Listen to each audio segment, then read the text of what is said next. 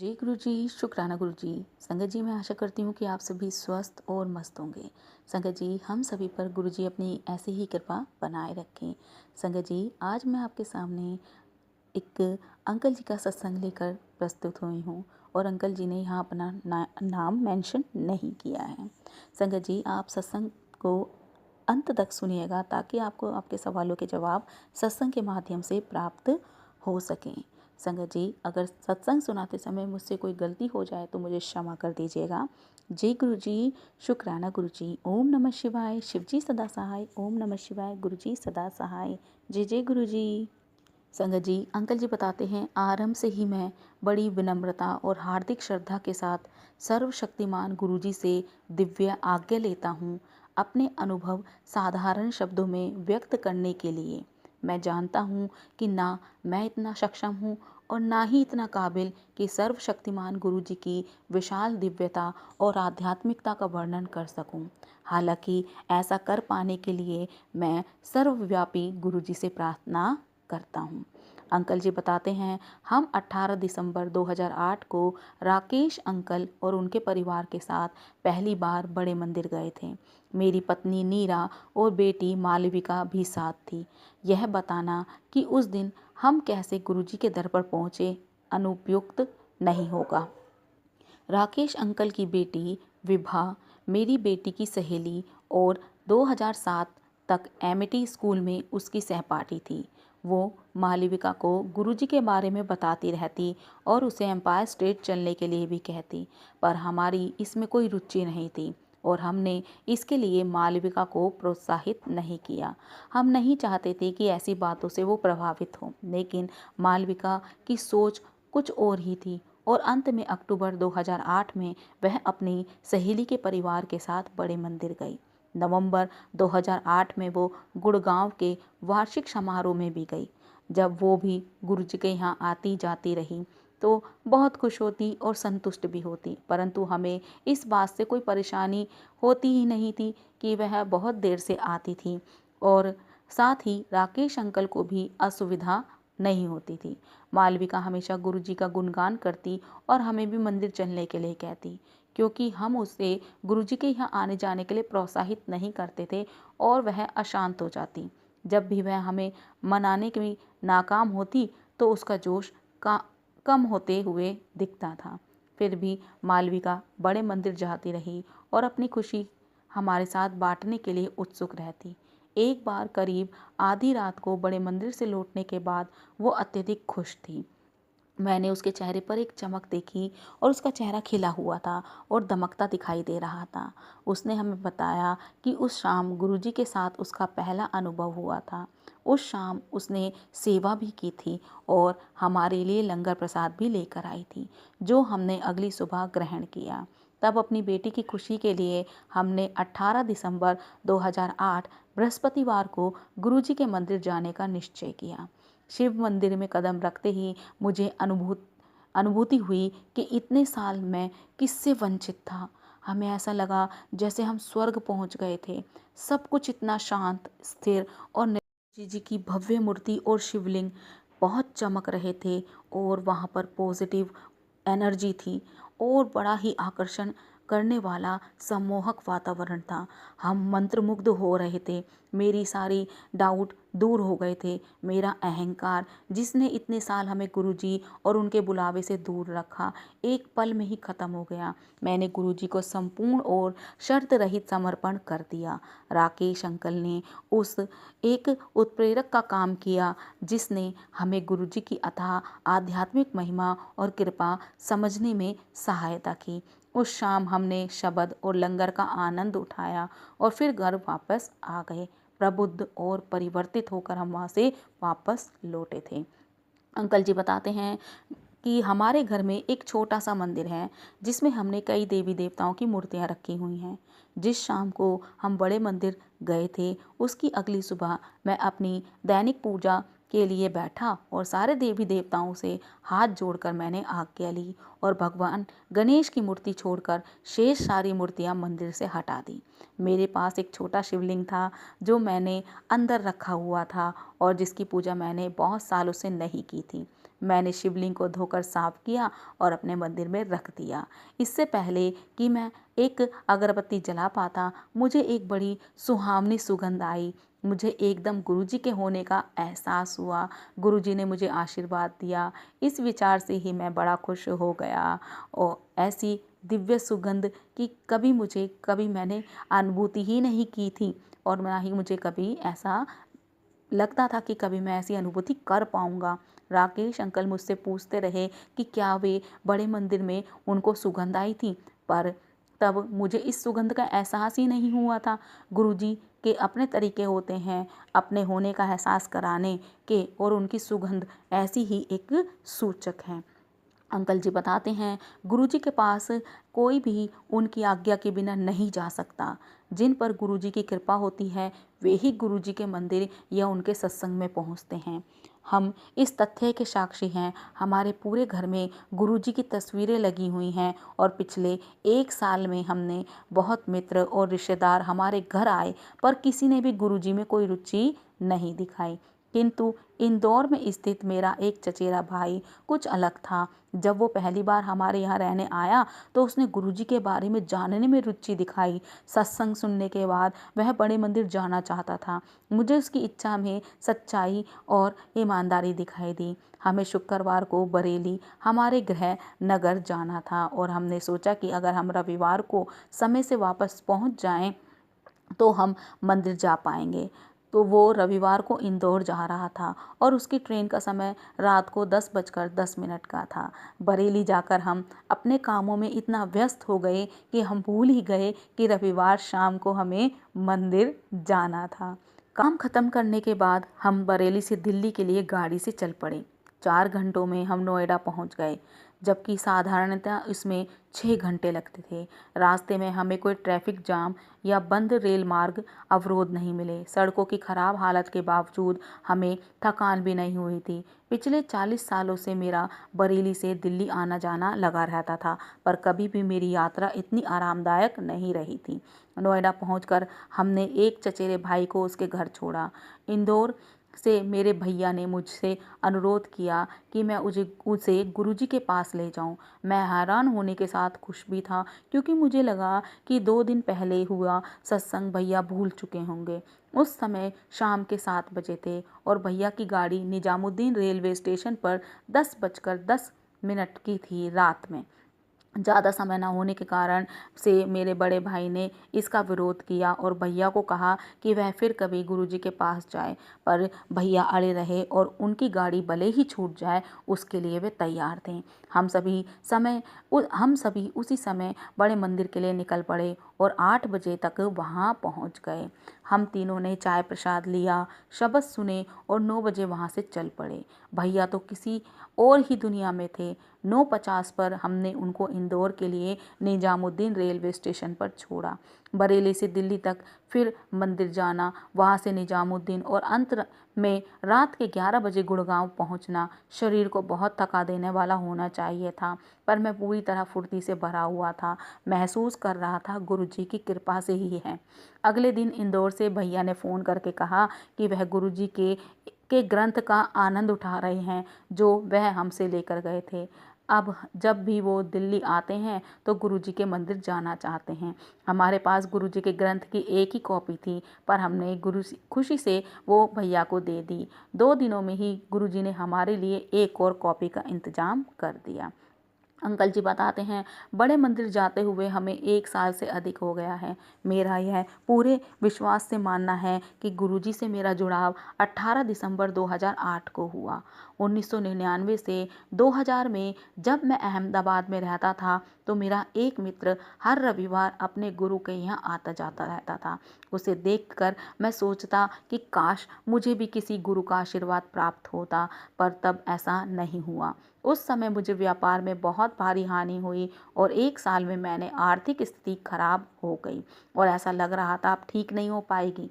परिस्थिति कुछ ऐसी ही हुई कि 2001 में मुझे अपनी फैक्ट्री बेचनी पड़ी और 2002 में अपना घर और निजी संपत्ति भी। इतने बड़े धक्के के बाद भी मुझे अपने मित्रों द्वारा व्यापार के और अवसर मिलते रहे। यह अवसर इतने होते कि बस हमारी ज़रूरतें पूरी होती रहती। इसी समय हम बहुत ज्योतिषियों के पास भी गए, जिन्होंने मुझे मेरी पत्नी को पूजा करने को, पत्थर पहनने को, अन्य उपाय बताए। हमें हर सोमवार शिवजी जी के मंदिर जाने के लिए भी कहा गया, जो पता नहीं क्यों मैंने नियमित रूप से किया। शायद गुरुजी की ओर हमारा पहला कदम वही था। यद्यपि हमें तुरंत कोई आर्थिक लाभ नहीं हुआ। कुछ सोमवार जाने के बाद मुझे व्यापार के अन्य अवसर मिले और अब मैं मानसिक रूप से निश्चिंत था। अक्टूबर 2003 में मुझे गुड़गांव में आकर बसने का अवसर प्राप्त हुआ। मेरी नौकरी की सबसे अच्छी बात यह थी कि मुझे वो मेरी शर्तों पर मिली थी और अहमदाबाद के करीब 24 साल रहने के बाद हम दिसंबर 2003 में आकर गुड़गांव में बसे। यद्यपि यह आसान नहीं था, मैंने इसको भगवान की मर्जी और अपनी किस्मत माना। मेरे बच्चों के वार्षिक इम्तिहान होने के उपरांत मार्च 2004 में मेरा परिवार भी गुड़गांव आकर बस गया। साल 2005 के करीब मालविका की सहेली विभा ने उसे गुरुजी के बारे में बताना शुरू किया, पर हमें 3 साल लग गए गुरुजी के पास 2008 में हम पहुँचे हैं।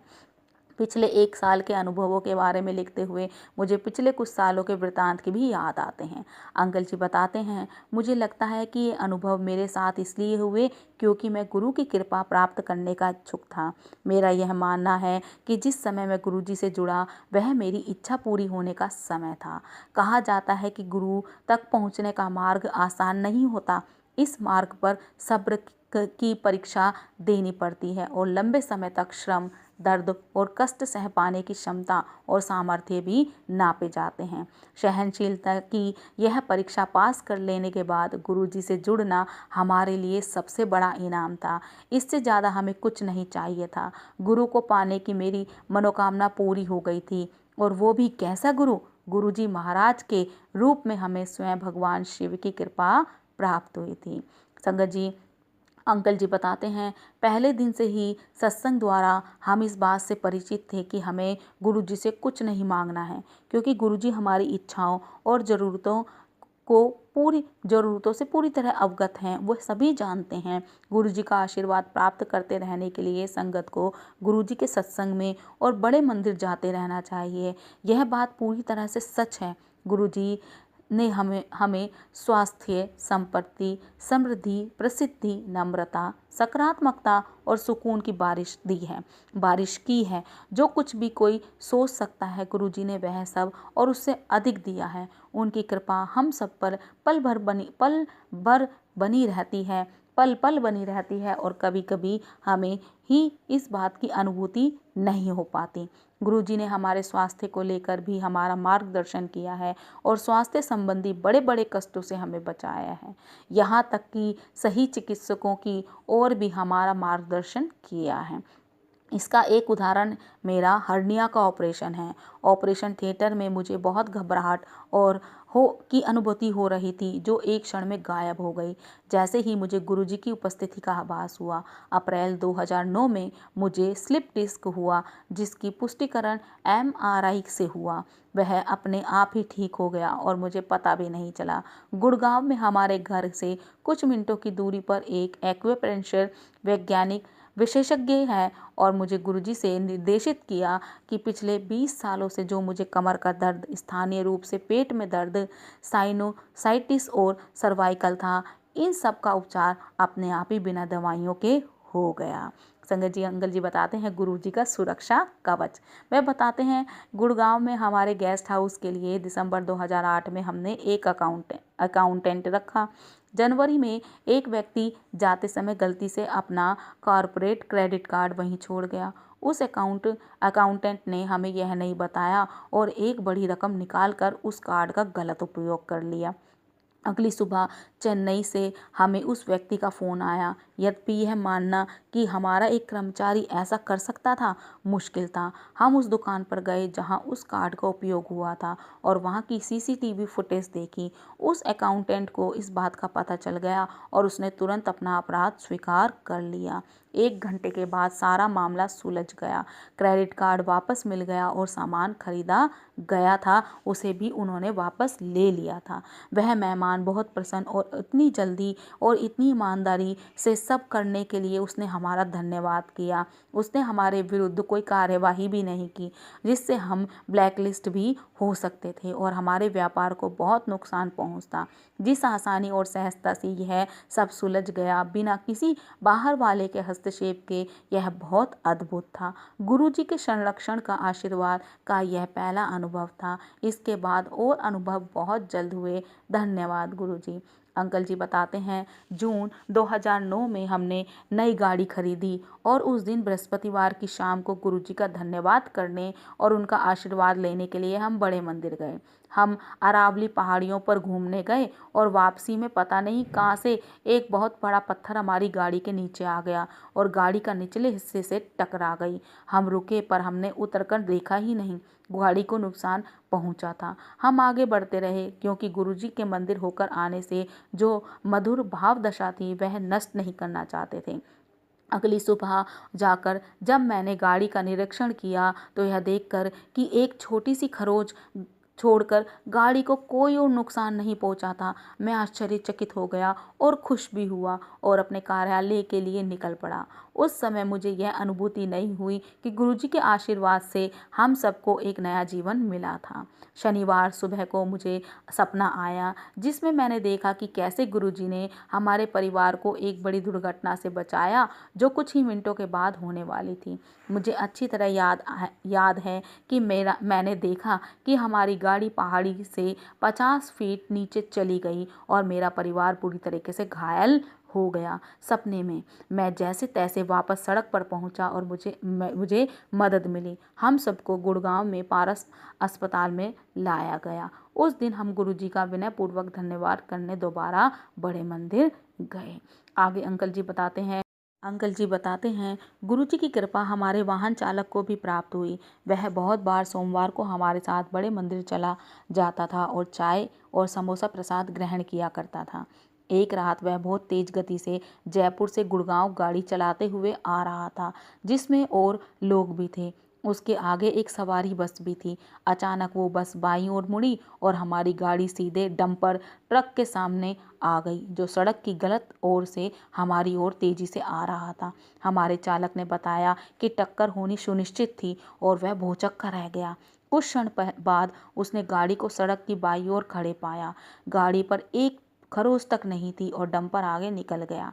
सोमवार को बड़े मंदिर जाते समय चालक ने हमें यह सब बताया। मैंने तुरंत कहा गुरुजी ने उसे, बाकी लोगों को और गाड़ी को बचाया था। जब मैं गुरुजी के बारे में बात कर रहा था मुझे गुरुजी की विशिष्ट और पवित्र सुगंध आई, मानो मेरे ऐसे कहने पर वह अपनी सम्मति और आश्वासन दे रहे हों। अंकल जी आगे बताते हैं, 2007 से मालविका गुड़गांव से नोएडा में अपने कॉलेज पर आना जाना टैक्सी से कर रही थी और टैक्सी के मालिक के घमंडी बर्ताव और समय का तालमेल ना हो जान पाने के कारण तंग आ गई थी। अब उसने इस बात का ठान लिया था कि उस टैक्सी में वो नहीं जाएगी और कॉलेज के तीसरे साल से उसके आने जाने के लिए कोई और प्रबंध किया जाए।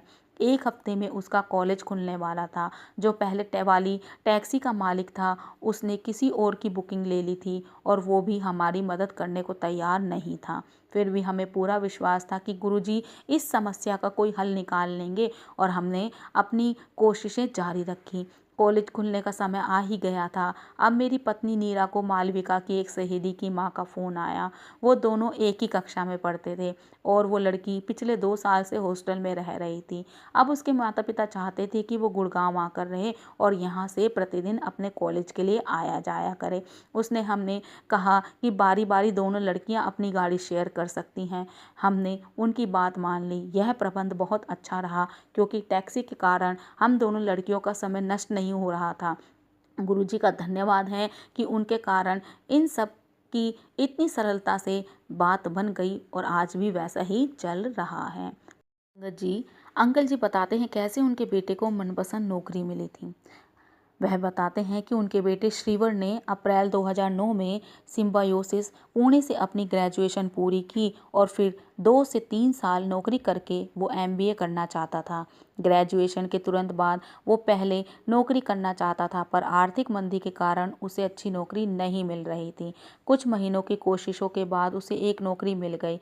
यद्यपि यह नौकरी ना तो उसकी पढ़ाई के अनुकूल थी, ना ही उसे पसंद थी, पर उसने सोचा कि घर पर खाली बैठने रहने से तो अच्छा है, इसलिए उसने अपना मन भी बना लिया। क्योंकि यह नौकरी मार्केटिंग से संबंधित थी, उसे अपने वाहन की आवश्यकता थी। दोपहिया वाहन के बारे में हम सोचना भी नहीं चाहते थे। जन परिवहन उपयोग करने में वह व्यावहारिक कठिनाइयाँ थी और हमारे पास अतिरिक्त गाड़ी भी नहीं थी।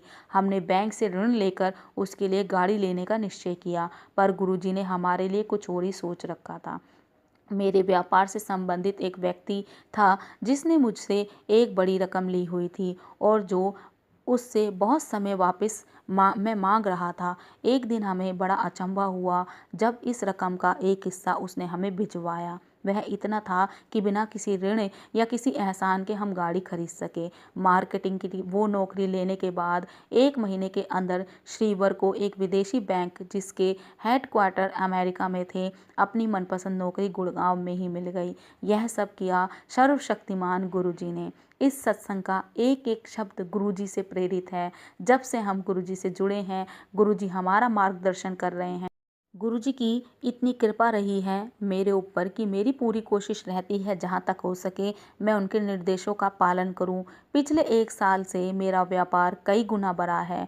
सब कुछ इतनी सहजता के साथ होने लगा है, न केवल मेरे व्यापार में, परंतु हमारे निजी जीवन और घर परिवार में भी। कोई काम या चुनौती अब बड़ी या जटिल नहीं लगती। मैंने गुरुजी को पूरी तरह से समर्पण कर दिया है और अब मैं नेक और भले काम करता हूँ, जिनका परिणाम मुझे गुरुजी पर छोड़ देता हूँ। और हाँ, मैं और मेरा पूरा परिवार राकेश अंकल और उनके परिवार का आभारी है, जो गुरुजी के पास हमें लेकर जाने के लिए माध्यम बने। बहुत बहुत धन्यवाद गुरुजी, हमें अपनी संगत का अंश बनाने के लिए। जय गुरुजी, शुक्राना गुरुजी।